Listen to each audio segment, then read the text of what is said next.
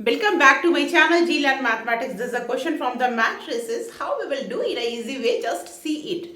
कैसे इसको हम लोग इजी तरीके से करते हैं देखो यूं तो क्वेश्चन को देख के ये पता चलता है कि ए पे पावर 7 ए पे power 6 this will be bigger how we will do we can speak in skip कर सकते हैं ऐसा बच्चे सोचते हैं लेकिन स्किप करने की ज़रूरत नहीं है। जब भी वो इस तरह का क्वेश्चन देंगे देयर इज अ सम चीज कुछ हिडन तो है और वो हिडन क्या है उसी को तो सोचना है और वही सोच जैसे ही आपके अंदर डेवलप हो जाएगा तो मान के चलो कि जे एडवांस कंफर्म हो गया आपका। तो चलो अब देखते हैं ये क्या है। Let's beta with a real number consider the matrix if a7 beta minus 1 a6 minus beta a5 is a singular. अब यहाँ पे हमारा गेम है।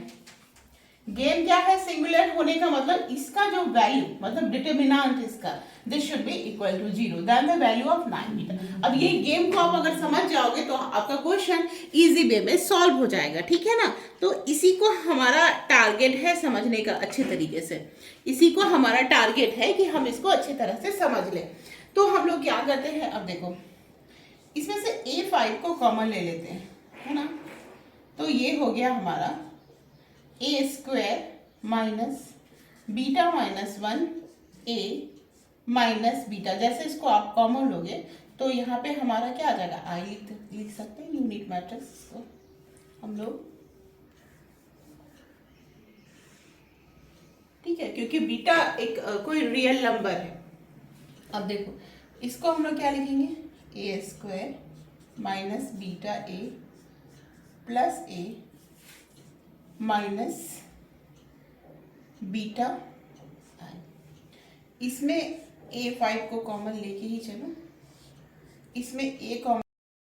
अभी हम लोग क्या करते हैं कि जैसे हमने मॉड a5 को कॉमन लिया, ठीक है, तो अब इसको क्या करेंगे, जैसे आप क्वाड्रेटिक इक्वेशन या जो भी हम लोग अलजेब्रिक इक्वेशन सॉल्व करते थे उसी तरह मॉड a5 है तो आप लिखोगे ये सारे मैट्रिसेस हैं, ध्यान देना, beta a plus a minus beta I equal to 0। तो हम लोग इसको क्या लिखेंगे, अगर इसमें से a कॉमन ले लोगे तो a माइनस बीटा आई बचेगा, प्लस i कॉमन लेंगे तो a माइनस बीटा आई। तो हमारे पास दो मैट्रिसेस आए, a plus I mod a, ये तो पूरा डिटरमिनेंट के फॉर्म में मैंने लिखा, एंड a माइनस बीटा आई, ठीक है, इक्वल टू 0। अब a माइनस बीटा आई का वैल्यू क्या करेंगे, we will use the a value. तो a का वैल्यू क्या है, बीटा 0 1 2 1 माइनस 2 दिख रहा है, एक सेकेंड, 2 1 माइनस 2, ठीक है।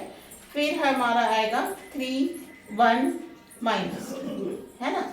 तो ये आ गया हमारा a माइनस बीटा आई का तो पता है 1 0 0 0 1 0 0 0 1, ठीक है। अब इसका वैल्यू क्या होगा, a माइनस बीटा आई को हमको 0 करना है तो हम लोग क्या करते हैं, ऐसे आप डिटरमिनेंट लिख सकते हैं। देखो बीटा, ये सब में बीटा मल्टीप्लाई होगा, यहीं पे मल्टीप्लाई कर देते हैं, बीटा बीटा बीटा। अब तो आसानी से हो जाएगा, बीटा माइनस बीटा 0 हो गया, first term is a 0, second is already given is a 0 and the third term is a 1 and the second is a 2 minus 0 2 हो गया, 1 माइनस बीटा हो गया and the third is a minus 2 हो गया। Third ये हो जाएगा 3, ये हो जाएगा 1 माइनस 0 1 हो गया एंड माइनस 2 माइनस बीटा, ये रहा हमारा टर्म, ठीक है। अब जो हमने a माइनस बीटा आई निकाला इसका मॉड वैल्यू क्या होगा, मतलब determinant value a minus beta I. अब ये कैसे किस रूल से कर रहे हैं ये सारा कुछ मैंने ऑलरेडी सबको पढ़ा रखा है। तो 2 minus 3 1 minus beta equal to 0, तो 2 minus 3 plus 3 beta is equal to 0। तो क्या आ जाएगा ये minus 1 plus 3 beta equal to 0। तो बीटा बराबर क्या आ गया 1/3, तो 9 बीटा क्या हो जाएगा 9 इंटू 1/3 यानी 3 इज द आंसर। अब यहाँ पे बहुत सारे सवाल बच्चों के मन में आएंगे कि मैम आपने इसको 0 किया, फिर मैंने इसमें दोनों साइड डिटरमिनेंट वैल्यू निकाला, बट अंदर का जो है मैट्रिसेस है ठीक है, मॉड ए को मैंने बाहर निकाला, वैसा हम निकाल सकते हैं। और इसमें जो डिटर्मिनेंट इसका वैल्यू हमने ऑलरेडी बताया कि मॉड ए का वैल्यू क्या आता है, -1 आता है। ठीक है, तो ये वैल्यू हमने बाहर निकाल के रखा और इसको हमने ब्रेक किया। यहाँ पे बच्चों से क्या क्या मिस्टेक्स होते हैं वो देखो। अब यहाँ पे ए लोगे तो a माइनस बीटा, यहाँ पे बीटा आई, बीटा एक नंबर है, नंबर को मैट्रिक्स से मल्टीप्लाई करोगे तभी तो वो 3/3 का मैट्रिक्स रहेगा। तो दिस इज द पॉइंट।